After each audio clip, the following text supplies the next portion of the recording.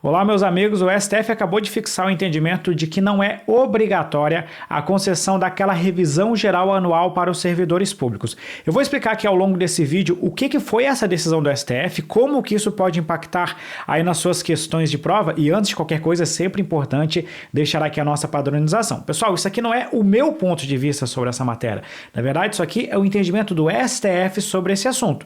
E esse vídeo serve para deixar vocês atualizados para fins de questões de concurso público.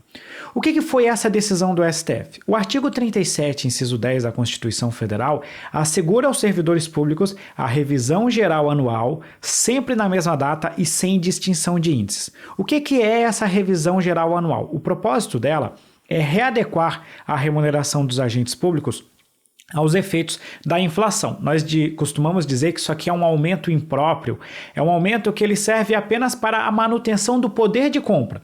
Por exemplo, se você ingressar num cargo público em 2010 e passar 10 anos sem qualquer correção dessa sua remuneração, o poder de compra lá em 2010 com certeza será bem maior do que o poder de compra nos dias atuais. Então a revisão geral anual tem o propósito de realizar essa manutenção do poder de compra da remuneração ou subsídio dos servidores públicos. Essa lei que trata da revisão geral anual, ela tem que ser uma lei de iniciativa do chefe do Poder Executivo local. Então, por exemplo, em âmbito federal, a concessão dessa revisão geral anual deveria partir de uma lei de iniciativa do presidente da República. No âmbito dos estados e dos municípios, deveria partir de uma lei de iniciativa do governador ou do respectivo prefeito em cada caso. Não confunda essa revisão geral anual com aqueles aumentos ou reestruturações que são concedidas de forma individual para cada categoria. Por exemplo, você pode ingressar em determinada carreira que lá pelas tantas ela sofre uma mudança, uma reestrutura na organização da sua carreira e isso aumenta a remuneração desses servidores públicos. Não é disso que eu estou falando. Eu estou falando aqui então de uma revisão que tem o propósito de, no âmbito de todo o serviço público daquele ente da federação, realizar aí essa manutenção do poder de compra da remuneração dos agentes públicos. Essa que era a decisão do STF, era sobre esse assunto que acontecia. A decisão do STF ela partiu de um processo que tratava dos servidores públicos do estado de São Paulo, que questionaram a não concessão dessa revisão geral anual e estavam pedindo uma indenização em virtude da falta dessa concessão. E qual foi a decisão do STF? O STF entendeu o seguinte: não é obrigatória a concessão dessa revisão geral anual. Consequentemente, se você não conceder essa revisão, não haverá direito à indenização para os servidores públicos, mas só tem um ponto. O chefe do Poder Executivo deverá emitir uma justificativa endereçada ao Poder Legislativo, dizendo por que não está propondo essa revisão geral anual. Normalmente, quando ele não quiser conceder, ele vai chegar e vai falar: eu não tenho condições orçamentárias por causa disso, condição fiscal, disso, daquilo outro, e simplesmente vai encaminhar essa justificativa.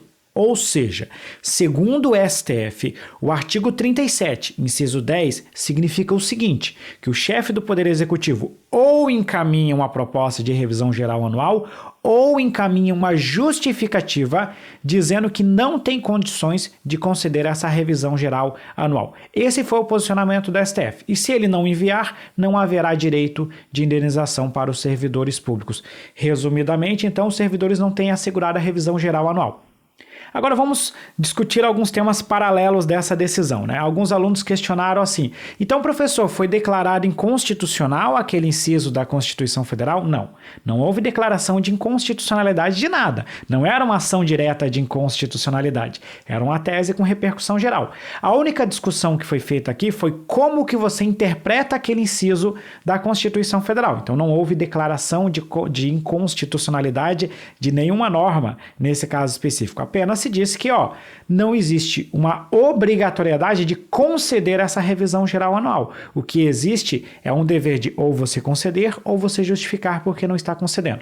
Aí outros alunos me questionaram: professor, e se o chefe do executivo não apresentar essa justificativa, o que vai acontecer? Olha, na prática, dando a minha opinião, eu entendo que não vai acontecer nada, né? Se ele não encaminhar a justificativa, simplesmente alguém vai tentar mover alguma ação judicial dizendo: ele não colocou a justificativa. E aí ele vai emitir uma justificativa posterior e normalmente, eu acredito que nesse caso, vai sanar essa situação. Professor, isso então acaba basicamente com a atratividade de todas as carreiras públicas? Olha, sempre vem esses mitos, né? Que não vai acontecer mais isso, o serviço público não vai ser mais atrativo. Ora, é óbvio que cada vez mais o serviço público está sofrendo algumas restrições. Isso é fato, isso aqui eu não vou esconder de ninguém. Mas, pessoal, eu, por exemplo, no meu cargo, já faz algum tempo que não é concedida essa revisão geral anual no mesmo nível da inflação. Na verdade, desde que eu entrei no serviço público, as revisões, quando concedidas, elas são concedidas abaixo da inflação. E houve períodos que sequer foi concedida essa revisão geral anual. Então, essa, infelizmente, é uma situação que já era corriqueira no serviço público. Então, a novidade da decisão do STF foi que a não concessão do benefício não gera indenização. Essa que é basicamente a novidade dessa decisão do STF.